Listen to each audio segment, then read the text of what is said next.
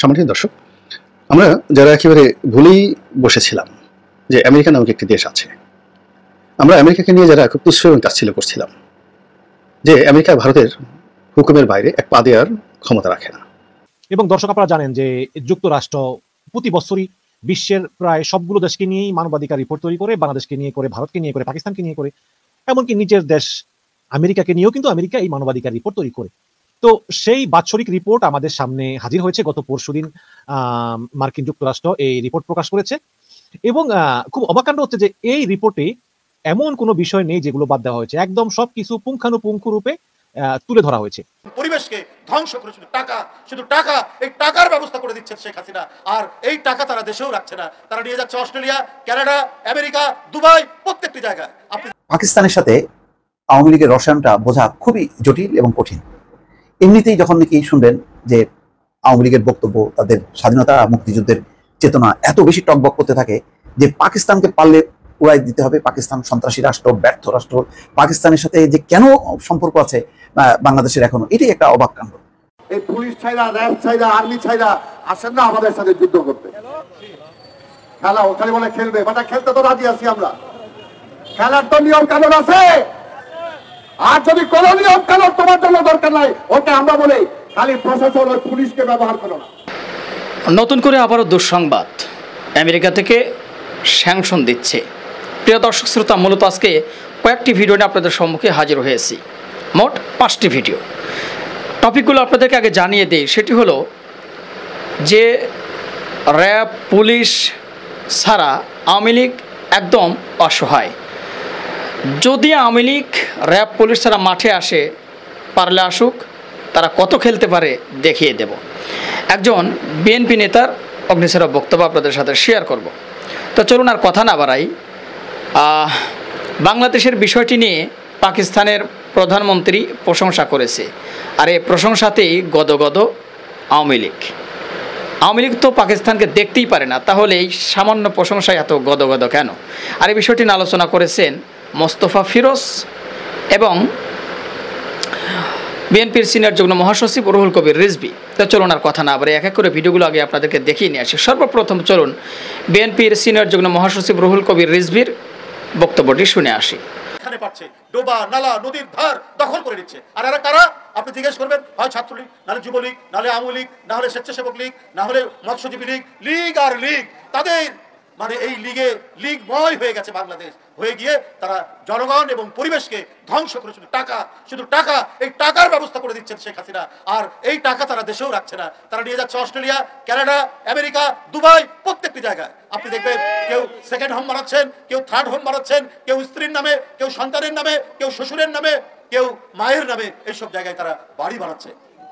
আর এই লুটপাটের এক মহাসমুদ্র বানিয়েছে, লুটপাটের একটি আখাড়া বানিয়েছেন শেখ হাসিনা বাংলাদেশকে।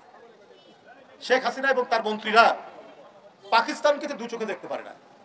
একেবারে পাকিস্তানের নাম শুনলে ওরা দিনে 3 বার গোসল করে, এইরকম তাদের ভাষ্য।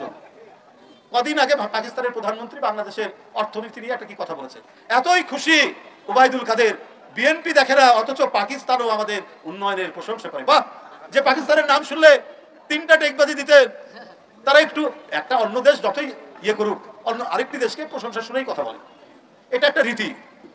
তো এইটাতে এতই গদগদ যে এখন কি বলে যে তারা মানে তাদের অত্যন্ত আপনজন বলে তারা মনে করছে। তো এই ধরনের ডাবল স্ট্যান্ডার্ড, এই দ্বিচারিতা এই সরকারের মধ্যে আপনার দেখা যাচ্ছে। কিন্তু অন্যদিকে কি, আমরা তো সবাই জানি, আজকে আপনি বিদেশ থেকে যন্ত্রপাতি কিনবেন, সেই ডলার নাই। আপনি পেঁয়াজ আনবেন বিদেশ থেকে, সেখানে পেঁয়াজ আদা এটা আমদানি করতে হয়, যেটা ডলার লাগে, সেই ডলার এখন নেই। বাংলাদেশ ব্যাংকে কি হয়েছে এটা জানতে চাই গোটা জাতি। কেন সাংবাদিকদেরকে বাংলাদেশ ব্যাংকে ঢুকতে আপনি নিষেধাজ্ঞা জারি করেছেন? এর কারণ কি? কত অপকর্ম, কত অনাচার, কত লুটপাটের খতিয়ান ওই বাংলাদেশ ব্যাংকে রয়েছে, সেটা জনগণ যাতে না জানতে পারে, তাই গণমাধ্যমের সাংবাদিকদেরকে সেখানে আপনার কি বলে পরিপত্র জারি করে ঘোষণা দিয়ে সাংবাদিকদেরকে বাংলাদেশ ব্যাংকে যাওয়া বন্ধ করে দিয়েছে। যাই হোক বন্ধুরা, আমি আর বক্তব্য দীর্ঘায়িত করবো না, অনেক কথা বললাম আপনাদের সামনে এই গরমের মধ্যে। আজকের আমি ঢাকা মহানগর উত্তর বিএনপির সকল নেতৃবৃন্দ, ফরহাদ আলিম ডোনার এবং জাতীয় ফুটবলার আমিনুল হকের নেতৃত্বে আমাদের এই বিএনপি যে কতখানি মানব কল্যাণে, কতখানি গণতান্ত্রিক আদায় প্রিয় দর্শক শ্রোতা, ভিডিওটি আপনারা দেখলেন, শুনলেন তার কথাগুলো, অবশ্যই আপনাদের মূল্যবান মতামত জানাতে ভুলবেন না। দ্বিতীয় নম্বরে, এই যে পাকিস্তান বাংলাদেশের প্রশংসা করেছে আর এর কারণে যে ওবায়দুল কাদের সাহেব মুখ খুলেছে, সে বিষয়টি নিয়ে কথা বলেছে মোস্তফা ফিরোজ। চলুন তার বক্তব্যটিও শুনে আসি। আসসালামু আলাইকুম। পাকিস্তানের সাথে আওয়ামী লীগের রসায়নটা বোঝা খুবই জটিল এবং কঠিন। এমনিতেই যখন নাকি শুনবেন যে আওয়ামী লীগের বক্তব্য, তাদের স্বাধীনতা মুক্তিযুদ্ধের চেতনা এত বেশি টকবক করতে থাকে যে পাকিস্তানকে পারলে উড়াই দিতে হবে, পাকিস্তান সন্ত্রাসী রাষ্ট্র, ব্যর্থ রাষ্ট্র, পাকিস্তানের সাথে যে কেন সম্পর্ক আছে বাংলাদেশের এখনো, এটাই একটা অবাক কাণ্ড। সুতরাং তাদের ডিকশনারিতে পাকিস্তান নাই। কালকে দেখলাম যে পাকিস্তানের প্রধানমন্ত্রী শাহবাজ শরীফ, এটাও একটা মানে এক ধরনের ঘাপলাবাজি নির্বাচনের প্রধানমন্ত্রী, তিনি সামান্য একটু প্রশংসা করেছেন, বাস। আমি কালকে ভাবলাম যে এইটাকে তো মনে হয় ক্যাশ করবি, কারণ এখন মানে ছিটে ফোটা কোনো প্রশংসা আসলে খাপ করে এটা আওয়ামী লীগ এটা মানে টেনে ধরে, সেটাই বলতে থাকে। তো পাকিস্তানের এই বক্তব্যকে ধারণ করা তো কথা না, এত বেশি গদগদ হয়ে গেল কেন? পাকিস্তান একেবারে জাতশত্রু, তাহলে পাকিস্তান কেন? একটা ব্যর্থ রাষ্ট্র, সে বাংলাদেশের কি উন্নতি দেখলো, এটা কি মিথ্যা বললো নাকি সত্য বললো? তার তো কোনো কথাই বিশ্বাস করা উচিত না। আওয়ামী লীগের যা হাবভাব, তাতে পাকিস্তানকে বিশ্বাস করা উচিত না। সে প্রশংসা করলে কি আর নিন্দা করলে কি, এটা তো ধরাই উচিত না। কিন্তু না, এটাও এমনভাবে ধরলো। আজকে দেখলাম যে বিভিন্ন পত্রিকা এটা শিরোনাম করছে, ওবায়দুল কাদের খুব গদগদ হয়ে এই বিষয়ে বক্তব্য দিচ্ছে। সমকালের শিরোনামটা হচ্ছে এরকম, পাকিস্তানের প্রধানমন্ত্রীর বক্তব্য থেকে বিএনপির শিক্ষা নেওয়া উচিত। আচ্ছা, আরেকটা দেখলাম যে ঢাকা পোস্ট, যে বাংলাদেশের উন্নয়নে পাকিস্তান প্রশংসা করে অথচ বিরোধী দল সেটা করে না বা সেটা দেখে না। প্রথম আলোর শিরোনাম হচ্ছে যে বাংলাদেশের উন্নয়নে পাকিস্তান প্রশংসা করে অথচ বিরোধী দল তা দেখে না। ওবায়দুল কাদের, এত দুঃখ তাদের, তো অসুবিধা কি আছে? মানে যদি বিএনপি নাই দেখলো সমস্যা কি? কেন স্বীকৃতি দেওয়া হচ্ছে না এই আওয়ামী লীগের উন্নয়নকে? এটার জন্য আফসোসের শেষ নেই। এখন পাকিস্তান হচ্ছে এখন বিশাল ব্যাপার হয়ে গেছে তাদের কাছে, যে পাকিস্তানের এই ঘাপলাবাজি যে একটা নির্বাচন হলো, সেই নির্বাচনে সবাই জানে যে ইমরান খানের সমর্থিত প্রার্থীরা বেশি আসনে জয়ী হয়েছে, কিন্তু ওই যে দ্বিতীয় এবং তৃতীয় দল মিলে একটা জোড়াতালির মানে সরকার গঠন করলো, তার প্রধানমন্ত্রী হচ্ছে শাহবাজ শরীফ, যাকে জনগণ ম্যান্ডেট দেয়নি এককভাবে। তো সেই মানে লোককে নিয়ে প্রশংসায় গদগদ। যাই হোক, ভালো, অন্তত আওয়ামী লীগের মুখ থেকে প্রশংসা হচ্ছে পাকিস্তানের। এটাও কয়েকদিন আগে দেখলাম কি আতিফ আসলাম আসলো, মানে একেবারে রীতিমতো মাঠ কাঁপালো ঢাকায়। সেখানে ছাত্রলীগের দুই নেতা ওই আতিফ আসলামের সঙ্গে একান্তে ছবি হচ্ছে, কিন্তু মুখে মুখে হচ্ছে তাদের একেবারে পাকিস্তানের নাম শুনলে মুহূর্তের মধ্যে আমরা যারা একটু সমালোচনা করি, ওই বলে যে পাকিস্তানে চলে যাও, পাকিস্তানে পাঠায় দাও, অনেকে লেখেন। এখন তারা কি বলবেন? এখন তো শাহবাজ শরীফের এই প্রশংসায় খুব গদগদ। তো যাই হোক, এখানে যেটা শাহবাজ শরীফ বলছেন যে পাকিস্তানের বর্তমান প্রধানমন্ত্রী শাহবাজ শরীফ বলেছেন, যে সময় বাংলাদেশ পাকিস্তানের অংশ ছিল তখন তাদেরকে বলা হতো এই অংশটি পাকিস্তানের উপর একটা বোঝা, কিন্তু ওই বোঝাই এখন অর্থনৈতিক দিক দিয়ে ব্যাপক উন্নতি করেছে। ফলে এখন বাংলাদেশের দিকে তাকালে তিনি মানে লজ্জিত হন, কারণ বাংলাদেশ এগিয়ে গেলেও পাকিস্তান এখনো অনেক পিছিয়ে আছে। পাকিস্তানের ব্যবসায়ী নেতাদের সঙ্গে গতকাল বুধবার একটা মত বিনিময় সভা হয়, সেখানে বলছেন যে আমি খুবই তরুণ ছিলাম, আমাদের বলা হতো বাংলাদেশ আমাদের উপর একটা বোঝা, আজ সবাই জানেন অর্থনৈতিক দিক দিয়ে এই বোঝা কোথায় পৌঁছে গেছে। তিনি আরও বলেছেন, আমরা এখন যখন বাংলাদেশের দিকে তাকাই তখন লজ্জিত হই। শাহবাজ শরীফের সঙ্গে পাকিস্তানের বিভিন্ন প্রদেশের ব্যবসায়ী নেতারা গতকাল বুধবার তার সঙ্গে দেখা করেন এবং তখন তারা এই বক্তব্য দেন। আচ্ছা, বুঝলাম। তো বাংলাদেশের যে উন্নতি, সেই উন্নতিটা ধারাবাহিকভাবে 15 বছর ক্ষমতায় আছে। এখানে বলা হচ্ছে দেখুন উন্নতি হচ্ছে, অবকাঠামোর উন্নতি হচ্ছে, মানবিক উন্নতি নেই, রাজনৈতিক উন্নতি নেই, গণতন্ত্রের উন্নতি নেই। আবার যেই অবকাঠামোগত উন্নতি, তাতে শত শত হাজার হাজার কোটি টাকা লোপাটের তথ্য আছে। তো এখন আসলে যেটা হচ্ছে আর কি, আমি বলতে চাই না যে চোরে চোরে মারছো তো ভাই, সেটা হচ্ছে শাহবাজ শরীফরা এখন যে সরকার, এটা একটা চরম দুর্নীতিবাজ। ইমরান খান হচ্ছে একটা প্রকৃত দেশপ্রেমী, দুর্নীতিমুক্ত লোক হিসাবে জনগণের কাছে পরিচিত, আর এরা হচ্ছে চরম দুর্নীতিবাজ। তো ওরা খুঁজতেছে বাংলাদেশের কি, তারা দেখে অবকাঠামোগত উন্নতি হলে সেখানে টুপাইস কামানো যায়, আবার গণতন্ত্রকে কবর দেওয়া যায়। তো সেটাই ইমরান খানকে জেলে পুরে তারা এখন ওই দেখতেছে যে এরকম, আর তাদের সাথে মিলে কোন দেশ। তো বাংলাদেশকে তারা বেছে নিচ্ছে। এই জন্য বাংলাদেশের শুধু অর্থনীতি কেন, বাংলাদেশের এই যে নির্বাচন, ভোট ব্যবস্থা, এটাও তাদের আগামীতে পছন্দ হবে। এখন পর্যন্ত সত্যি কথা বলতে যদি হিসাব করা হয়, তাদের বিচার বিভাগ অনেক স্ট্রং। তারা পাকিস্তানের প্রধানমন্ত্রীকে বলছে যে সেখানে পাকিস্তানের আইএসআই তাদের উপর খবরদারি করছে এটা বন্ধ করার জন্য, রায় তারা প্রভাবিত করার চেষ্টা করছে। তো এইরকম গার্ডস তাদের আছে। তারপরে তাদের নির্বাচন প্রিয় দর্শক শ্রোতা, মোস্তফা ফিরোজের কথাগুলো শুনলেন, অবশ্যই আপনাদের মূল্যবান মতামত জানাবেন। 3 নম্বরে যে ভিডিওটি আপনাদের জন্য রয়েছে সেটি হলো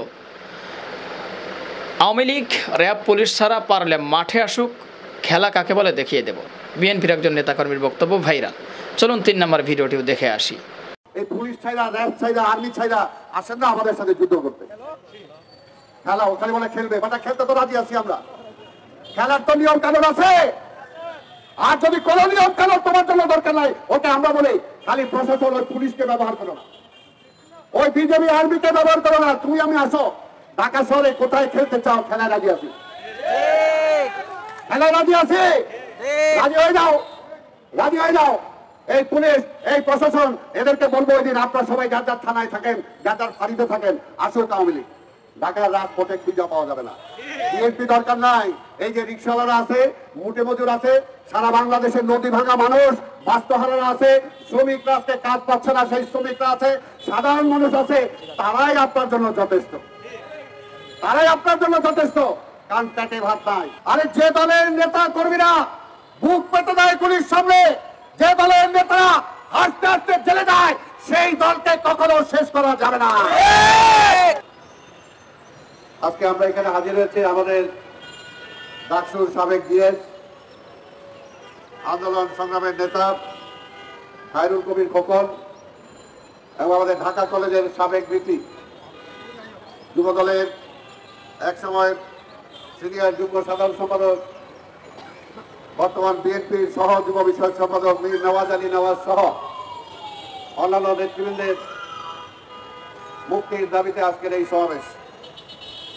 সমাবেত বন্ধুগণ, নাম কত নেব আমরা? আমাদের বেগম খালেদা জিয়া থেকে শুরু করে হাজার হাজার নেতা কর্মী এখনো জেলে আছেন এবং জেলে থেকে আসা যাওয়া করছেন। আর ওবায়দুল কাদের তালিকা চান, তালিকা দিয়ে কি করবেন আপনি? মামলাকে আরো বাড়াইতে চান? তো আইজি সাহেবকে বলে দিলেই তো হয়, কমিশনারকে বলে দিলেই হয় যে এরা এদের এত মামলা আছে, এটা ডাবল করে দেন। তা না হলে আপনি তালিকা চান কেন? আমরা কি এই যে জেলে যাইতেছে এটাও মিথ্যা। যেমনি তার নেত্রী বলে যে বিএনপির কোন নেতা কর্মীর নামে নাকি কোনো রাজনৈতিক মামলা নাই। বিএনপির নেতা কর্মীদের যদি খালেদা জিয়া সহ তারেক রহমান সহ রাজনৈতিক মামলা না থাকে, তাহলে আপনার বিরুদ্ধে যে সমস্ত মামলা হয়েছিল তাহলে ওগুলো রাজনৈতিক মামলা না, তাহলে সেই মামলা আপনি প্রত্যাহার করলেন কিভাবে? বলে হাইকোর্ট ছেড়ে দিছে। আপনি কোনোদিন কোনো কোর্টে যা ফেস করছেন যেটা মিথ্যা মামলা, এই মামলা চলে না, কোনো অত্যন্ত হাজির হন নাই। তাই আজকের এমন একটা অবস্থা, আমি তো এর আগেও বলছি যে আমাদের বিএনপি বিষয়ক সম্পাদক, আওয়ামী লীগের সেক্রেটারি জেনারেল না, হলো বিএনপি বিষয়ক সম্পাদক ওবায়দুল কাদের, উনি প্রতিদিনই খালি বলেন বিএনপি এটা করলো, বিএনপি এটা করলো, তারেক রহমান এটা করলো। আজকে উনি সবসময় খালি এটাই বলে বেড়ান। উনি নাকি বলছেন যে বিএনপির মধ্যে কোনো গণতন্ত্র নাই, এটার জন্যই নাকি আজকে সারা দেশে উপজেলায় আমাদের নির্দেশ না বাইনা অনেকেই সেখানে অংশগ্রহণ করছে। আরে ভাই, আগে নিজেরটা কর না, আগে নিজের দলের তো বলেন। বারবার হুমকি ধমকি দেওয়ার পরও তো আপনাদের দলের কাউরে এখনো বসাইতে পারেন নাই। আর নির্বাচনই তো বলছে এটা নির্বাচন আমরা আর মামুরা, এর বাইরে কেউ নির্বাচনে আছে? আপনার চারদিকে তাকায় দেখেন না, আপনার যে বিরোধী দল জাতীয় পার্টির কোন প্রার্থী আছে? খুঁজেও পায় না। আপনার সাথে যে আরো কোনো পূর্ণ দল না কয়জন বানাইছেন? ওই পূর্ণ দলের একজন করে পূর্ণ দল আছে কিনা এটা তালিকা দেন। প্রিয় দর্শক, 5টি ভিডিওর ভিতর থেকে 3টি ভিডিও আপনারা দেখলেন, আর 2টি ভিডিও আপনাদের সাথে শেয়ার করব। 4th নম্বরে যে ভিডিওটি আপনাদের সাথে শেয়ার করব সেটি হলো আবারও নতুন করে স্যাংশন দিতে যাচ্ছে আমেরিকা, বিপদে পড়তে যাচ্ছে বাংলাদেশ সরকার। চলুন ভিডিওটি দেখে আসি। তার আগে সবাইকে বলবো যারা এখন পর্যন্ত আমাদের চ্যানেলটি সাবস্ক্রাইব করেনি, প্রতিনিয়ত এ ধরনের সকল প্রকার নিত্য নতুন আপডেট পেতে আমাদের চ্যানেলটি সাবস্ক্রাইব করে আমাদের সাথেই থাকবেন। যারা করেছেন তাদেরকে ধন্যবাদ। চলুন সেই বিষয়টি নিয়ে আলোচনা করেছেন গোলাম মাওলা রনি, শুনে আসি তার মুখ থেকেই। আসসালামু আলাইকুম রহমতুল্লাহি ওয়া বারাকাতুহু। সম্মানিত দর্শক, আমরা যারা একেবারে ভুলেই বসেছিলাম যে আমেরিকা নামক একটি দেশ আছে, আমরা আমেরিকাকে নিয়ে যারা খুব তুচ্ছ এবং তাচ্ছিল্য করছিলাম যে আমেরিকা ভারতের হুকুমের বাইরে এক পা দেওয়ার ক্ষমতা রাখে না, কিংবা আমরা যারা খুব আত্মতৃপ্তিতে ভুগেছিলাম যে mister Peter D Haas, Donald লু এই নামগুলো এখন বাংলাদেশে কাঁচা কলায় পরিণত হয়েছে, কাঁচকলা, কিংবা মূলাতে পরিণত হয়েছে। এর কোনো গুণ নাই, বেগুনে পরিণত হয়েছে, বাগুনে পরিণত হয়েছে। এর কারণ হলো যে সরকার যে নির্বাচনটি করেছে এটি সারা দুনিয়াতে নিন্দিত হয়েছে, এবং এই নির্বাচন নিয়ে নানা রকম নেতিবাচক কথাবার্তা বলা হচ্ছে। দামি, আমরা বাংলাদেশে থেকে দামি নির্বাচন বলছি, কিন্তু এর সাথে বিস্তৃত ভাষাতে সারা দুনিয়াতে, ইংরেজিতে, আরবিতে তাদের স্ব জাতি, দেশ, গোষ্ঠী এটা নিন্দাবাদ ব্যক্ত করছে। এবং এই দামি নির্বাচনের যে প্রোডাক্ট বা বাই প্রোডাক্ট, সেটা যাই হোক না কেন, এগুলো হালে পানি পাচ্ছে না, কোথাও হালে পানি পাচ্ছে না, না ঘরে না বাইরে, নানা রকম বিপর্যয় সৃষ্টি হচ্ছে। কিন্তু এর মধ্যেই আমরা নানা রকম পুতুল নাচের ইতিকথা দেখে আসছি। বিশেষ করে ভারতের খুব অহংকার যে তারা বাংলাদেশে একটা বিরাট বিজয় তারা তৈরি করে ফেলেছে। এবং দুনিয়াতে একটা নিয়ম হলো যে আপনি যদি কারো ক্ষতি করেন, সর্বনাশ করেন, আপনার সর্বনাশটা ঘটবেই। 2014 সনে বাংলাদেশের একটা বিতর্কিত নির্বাচন করে দিয়ে ভারতীয় কংগ্রেস যে অভিশাপের মধ্যে পড়েছে, সেই অভিশাপ থেকে কিন্তু এখনো কংগ্রেস বেরোতে পারেনি। সেই প্রণব মুখার্জি, আল্লাহ তাকে নিয়ে গেছে দুনিয়া থেকে। এই বাংলাদেশের 111-এর সময় যেভাবে তিনি ছড়ি ঘুরিয়েছেন, তার ছেলে প্রণব মুখার্জি, ছেলে ভারতের প্রেসিডেন্ট, তার ছেলে যেভাবে বাংলাদেশের উপর ছড়ি ঘুরাতো, এবং বাংলাদেশের ঢাকা ক্লাবে এসে প্রণব মুখার্জির ছেলে বসলে মনে হতো যেন কোনো যুবরাজ সেখানে বসে আছেন। তো সেই ভদ্রলোক যেভাবে 111-এর কুশীলবদেরকে দিয়ে যেভাবে 2009 সনে আওয়ামী লীগকে ক্ষমতা আনার জন্য সহযোগিতা করেছেন, এটির একটি এক্সটেন্ডেড রূপ অত্যন্ত নেতিবাচকভাবে কংগ্রেস এটি বাংলাদেশে করেছে। একটি বিনা প্রতিদ্বন্দ্বিতার নির্বাচন, যে নির্বাচন করার জন্য সুজাতা সিং পররাষ্ট্র সচিব বারবার এসেছেন, একজন ভদ্রমহিলা, এরশাদকে তুলে নেওয়া হয়েছে, বাধ্য করা হয়েছে, মনে হয় যে তাকে অপমানও করা হয়েছে। তো সেই যে ন্যাক্কারজনক কর্মকাণ্ড করেছে কংগ্রেস বাংলাদেশে, তার ফলে কিন্তু ভারতে মোদির উত্থান হয়েছে। এবং কংগ্রেসের জীবনে যে অপমান, লাঞ্ছনা, গঞ্জনা এবং এখনো পর্যন্ত যেটা চলছে, এটি আমি মনে করি এই বাংলাদেশের লোকদের প্রতি জুলুম এবং অত্যাচার করার জন্য। এই মুহূর্তে ভারতে লোকসভা নির্বাচন হচ্ছে, অর্থাৎ সেখানে সংসদ নির্বাচন হচ্ছে। তো সেখানে মিস্টার মোদি, নরেন্দ্র মোদি, তিনি যে সফলতা আশা করেছিলেন, তার টার্গেট ছিল যে 400টি সিট তিনি জয়লাভ করবেন। সেটির ধারে কাছে যাওয়া যাচ্ছে না, এমনকি তিনি বিজয়ী হবেন এটিও বলা যাচ্ছে না। প্রথম ধাপের নির্বাচন হলো, সেখানে বিজেপি খুব খারাপ করেছে, আর দ্বিতীয় ধাপের নির্বাচনে আরও খারাপ করেছে। এবং এই ধারা যদি অব্যাহত থাকে, তৃতীয় ধাপের নির্বাচন বলতে গেলে আরও খারাপ হবে, এবং সেখানে না কংগ্রেস না বিজেপি, সেখানে একটা তৃতীয় শক্তি চলে আসতে পারে। এর আগে দেবগৌড়া যেভাবে প্রধানমন্ত্রী হয়েছিলেন, কিংবা আইকে গুজরাল যেভাবে প্রধানমন্ত্রী হয়েছিলেন, ঠিক সেইভাবে ভিপি সিং যেভাবে হয়েছিলেন, ওভাবে একটা কোয়ালিশন সরকার ভারতে আসতে পারে। এবং এটি যদি হয়, তাহলে কংগ্রেস এবং বিজেপি দুটোই এই অভিশপ্ত একটি দল হিসেবে ভারতে নিগৃহীত হবেন। কংগ্রেস তবু তাদের মধ্যে বংশ পরম্পরা রক্ত আছে, গান্ধী পরিবার আছে, কিন্তু বিজেপির তো সেটি নেই। নরেন্দ্র মোদী আছে, অমিত শাহ আছেন, যদি দল ক্ষমতা না থাকে এদেরকে কেউ ডেকেও জিজ্ঞাসা করবেন। এমনকি তিনি তার যে এলাকা গুজরাট, যেখান থেকে তার উত্থান, সেই গুজরাটেও যেতে পারবেন না। তো এই নরেন্দ্র মোদীর যে পতন, এই পতনের জন্য 3টি অভিশাপ সবসময় তার পিছনে তাকে তাড়া করবে। 1 নম্বর হলো কাশ্মীরের জনগণের উপর সে যে স্টিম রোলার চালিয়েছে সেটি। 2 নম্বর হলো বাবরি মসজিদের স্থলে একটা রাম মন্দির নির্মাণ করে যে ভণ্ডামি এবং যে দুর্বৃত্তপনা রাজনীতি সে শুরু করেছে, এবং সারা ভারতবর্ষে মুসলমানদের উপর যে নৈতিক একটা চাপ দিয়েছে, অনৈতিক একটা চাপ দিয়েছে, এবং যে জুলুম অত্যাচার সে করেছে, সেই অভিশাপ। এবং তৃতীয়ত বাংলাদেশের প্রতি যে অবিচার করেছে, অর্থাৎ বাংলাদেশে 2018 সনে কিংবা 2024 সনে যে নির্বাচন হয়েছে, সেখানে একটি বিশেষ দলের পকেটে ঢুকে তাদের চাকরে পরিণত হয়ে, আওয়ামী লীগের চাকরে পরিণত হয়ে এই নরেন্দ্র মোদী অ্যান্ড গং যে কর্ম করেছেন, তার যে অভিশাপ, সেই অভিশাপের ফল এখন ফলতে বসেছে। 1। 2 নম্বর হলো যে আমেরিকাকে যে ভারত পেছনে ফেলে দিয়েছিল এই নির্বাচনকে কেন্দ্র করে, এবং বিভিন্ন কারণে আমেরিকার আসলে সামনে এগুনোর মতো অবস্থা তখন ছিল না। একদিকে ইউক্রেনের যুদ্ধ, অন্যদিকে মিডল ইস্ট ক্রাইসিস, এবং নিজেদের দেশে যে নির্বাচনের তোড়জোড়, সেখানে মিস্টার বাইডেন এবং মিস্টার ট্রাম্প দুজনই নির্বাচিত হওয়ার জন্য পরস্পরের প্রতি কাদা ছড়াছড়ি করছেন, অনেকটা বাংলাদেশের মতো বা ভারতের মতো। তো সেখানে এই বাংলাদেশের যে প্রজেক্ট 007 প্রজেক্ট, যেখানে গণতন্ত্র প্রতিষ্ঠিত হতে হবে, ন্যায় বিচার সুশাসন প্রতিষ্ঠিত হতে হবে, এই প্রজেক্টটা নির্বাচনের আগে অনেকটা থমকে গিয়েছিল। অর্থাৎ 2023 সনের ডিসেম্বর মাসের 15 তারিখের পরেই এটা থমকে গিয়েছিল। এবং এরপর যে ঘটনাগুলো ঘটেছে এবং এখন পর্যন্ত যা কিছু ঘটছে, তাতে মনে হচ্ছে যে আমেরিকা বাংলাদেশকে ত্যাগ করেছে এবং আমেরিকা বাংলাদেশের আসলে কিছু করার নেই, অথবা আমেরিকা ভারতের কথার বাইরে যাবে না, অথবা আমেরিকা আসলে এখানে ডুয়েল রোল প্লে করেছে। বিএনপির সঙ্গে বন্ধুত্বের চেষ্টা করেছে, তাদেরকে মই দিয়ে গাছের উপর তুলেছে এবং মই তারা সরিয়ে নিয়ে জায়গা মতো চলে গিয়েছে।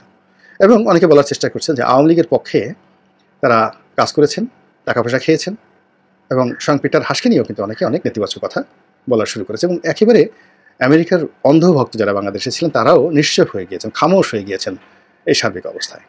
কিন্তু সম্প্রতি একটি ঘটনা আমেরিকাতে ঘটেছে, খুবই দৃষ্টান্তমূলক। এরকম ঘটনা যেমন আমাদের দেশের কে নিয়ে আমেরিকা ইতিপূর্বে দুটো ঘটনা করেছে, অর্থাৎ র্যাবের উপর তারা একটা স্পেশাল স্যাংশন দিয়েছে, তার সঙ্গে সঙ্গে আবার বাংলাদেশের ভিসা নীতি নিয়ে বাংলাদেশের জন্য কেবলমাত্র একটা পরীক্ষামূলক ভিসা নীতি তারা চালু করেছে, যে এই ভিসা নীতি বাংলাদেশের উপর প্রয়োগ করা হচ্ছে। এখন তারা প্রকাশ করছে না, কিন্তু অনেক দুর্নীতিবাজ, অনেক মন্দ লোক, বাজে লোকের ভিসা বাতিল করে দেওয়া হয়েছে, তার পরিবারের সয় সম্পত্তি আমেরিকাতে বাজেয়াপ্ত করা হয়েছে। কিন্তু এই জিনিসগুলো কাজ করছে না আমাদের দেশে। আমেরিকা আশা করেছিল যে এইগুলো বাংলাদেশে কাজ করবে, কিন্তু এই প্রজেক্টটা ফেল করেছে। 007 যে প্রজেক্টের দ্বিতীয় ধাপটা ফেল করেছে। এর ফলে আমরা আমেরিকার কথা প্রায় ভুলতেই বসেছিলাম এবং নেতিবাচক কথাবার্তা বলেছিলাম। কিন্তু এরই মধ্যে আমেরিকা যে বার্ষিক মানবাধিকার প্রতিবেদন প্রকাশ করে, খুবই গুরুত্বপূর্ণ, এবং সেটার ভিত্তিতে কিন্তু আমেরিকা পরবর্তীতে সেই দেশ সম্পর্কে কূটনৈতিক সিদ্ধান্ত নেয় এবং তাদের পররাষ্ট্র মন্ত্রণালয় সেভাবে কাজ করে এবং তাদের প্রেসিডেন্সিয়াল অর্ডারগুলো কিন্তু সেভাবে তৈরি হয় এই রিপোর্টের ভিত্তিতে। তো সেখানে বাংলাদেশ সম্পর্কে যে রিপোর্ট করেছে, মানবাধিকার রিপোর্ট করেছে, পুরোটাই নেতিবাচক, এতটা নেতিবাচক এবং এতটা নজিরবিহীন নেতিবাচক যেটি আওয়ামী লীগ আশা করেনি। তো গোলাম মোল্লা রনি সাহেবের বক্তব্যে আপনারা শুনলেন। এবার আমরা সর্বশেষ কাজী হেমায়েতুদ্দিন মিশনের একটি বক্তব্য দিয়ে আজকের ভিডিওটি শেষ করবো। তো চলুন সর্বশেষ ভিডিওটি দেখে আসি। বাংলাদেশ এবং বাংলাদেশের বাইরে যেখান থেকে দেখছেন সবাইকে শুভেচ্ছা জানাচ্ছি। এবং দর্শক, আপনারা জানেন যে যুক্তরাষ্ট্র প্রতি বছরই বিশ্বের প্রায় সবগুলো দেশকে নিয়েই মানবাধিকার রিপোর্ট তৈরি করে, বাংলাদেশকে নিয়ে করে, ভারতকে নিয়ে করে, পাকিস্তানকে নিয়ে করে, এমনকি নিজের দেশ আমেরিকাকে নিয়েও কিন্তু আমেরিকা এই মানবাধিকার রিপোর্ট তৈরি করে। তো সেই বাৎসরিক রিপোর্ট আমাদের সামনে হাজির হয়েছে। গত পরশুদিন মার্কিন যুক্তরাষ্ট্র এই রিপোর্ট প্রকাশ করেছে এবং খুব অবাক কাণ্ড হচ্ছে যে এই রিপোর্টে এমন কোনো বিষয় নেই যেগুলো বাদ দেওয়া হয়েছে, একদম সবকিছু পুঙ্খানুপুঙ্খ রূপে তুলে ধরা হয়েছে। আমি একটু পরে পড়ে শোনাই, যদিও অনেকেই আপনারা জানেন যে কি লিখেছে। আমি একটু পড়ি, তারপরে সংক্ষেপেই পড়বো, তারপরে বিশ্লেষণ করবো। অনেকেই জানেন যে কি লিখেছে, কিন্তু যারা এখন জানেন না তাদের জন্য আর কি পড়তেছি যে যুক্তরাষ্ট্রের মানবাধিকার রিপোর্ট প্রকাশের ব্রিফিংটা করেছেন অ্যাম্বাসেডর গিলক্রিস্ট। বাংলাদেশের গণতান্ত্রিক নির্বাচনে বাধা এবং মানবাধিকারের ব্যাপক লঙ্ঘন, মত প্রকাশ ও রাজনৈতিক অধিকারে বাধা প্রদানের মতো ঘটনায় আওয়ামী লীগ সরকারের জবাবদিহিতার ইচ্ছিতে ভিসা নিষেধাজ্ঞা বহাল রেখেছে বলে জানিয়েছেন যুক্তরাষ্ট্রের bureau of democracy rights and লেবারের শীর্ষ কর্মকর্তা অ্যাম্বাসেডর রবার্ট গিলক্রিস্ট। ভিসা নিষেধাজ্ঞা বহাল রেখেছে, কিন্তু কার্যকারিতা তো আমরা দেখতেছি না, এটা হচ্ছে সমস্যা। যাই হোক, এই গত সোমবার, আজকে হচ্ছে বুধবার, সোমবার আমেরিকার বার্ষিক মানবাধিকার রিপোর্ট 2023, মানে গত 23 সালে বাংলাদেশের মানবাধিকার কেমন ছিল সে উপলক্ষে স্টেট ডিপার্টমেন্ট অনুষ্ঠিত বিশেষ ব্রিফিংয়ে তিনি এই কথা বলেন এবং এই মানবাধিকার রিপোর্টের উপর সূচনা বক্তব্য দেন মার্কিন পররাষ্ট্রমন্ত্রী অ্যান্টনি ব্লিংকেন এবং মুখপাত্র ম্যাথিউ মিলার উপস্থাপনা করেন এবং বেশ কয়েকটি প্রশ্নের জবাব দেন গিলক্রিস্ট। এতে বাংলাদেশ এবং ভারতের মানবাধিকার পরিস্থিতি নিয়ে নানা রকম প্রশ্ন করেন আপনারা আমার সবার প্রিয়, আমাদের গর্ব স্টেট ডিপার্টমেন্ট করসপন্ডেন্স জনাব মুশফিকুল ফজল আনসারী।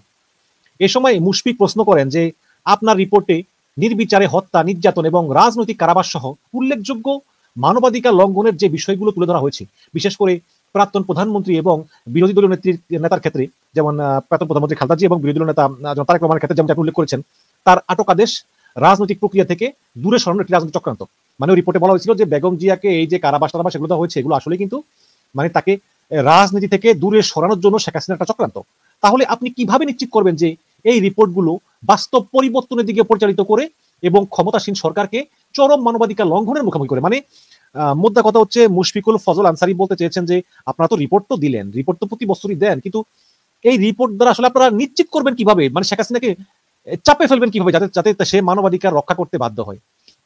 জবাবে অ্যাম্বাসেডর গিলক্রিস্ট বলেন যে আমি মনে করি যে কিছু ঘটবে তা নিশ্চিত করা চ্যালেঞ্জিং হতে পারে, মানে শেখ হাসিনাকে সরানো চ্যালেঞ্জিং হতে পারে। নিশ্চিতভাবেই মানবাধিকার রিপোর্টের সাথে আমাদের প্রত্যাশা নির্দিষ্ট বিষয় এবং নির্দিষ্ট মানবাধিকার সংক্রান্ত উদ্বেগের উপর আলোকপাত করে আমরা সরকার এবং শাসন ব্যবস্থা দ্বারা একটা ইতিবাচক দিক পরিবর্তন করতে সহায়তা করতে সক্ষম হব। এইসব ইতিবাচক দিক যে কবে আসবে আল্লাহ পাকি জানে। তো বাইডেন প্রশাসনের এক ঊর্ধ্বতন কর্মকর্তা বলেন যে বাংলাদেশের ক্ষেত্রে 2023 সালের মে মাসে ভিসা নিষেধাজ্ঞা ঘোষণা করা হয়েছিল এবং নির্বাচনের আগে গণতান্ত্রিক নির্বাচন প্রক্রিয়াকে ক্ষতিগ্রস্ত করতে পারে এমন পদক্ষেপগুলিকে প্রতিরোধ করার জন্য, যা এখনো বিদ্যমান।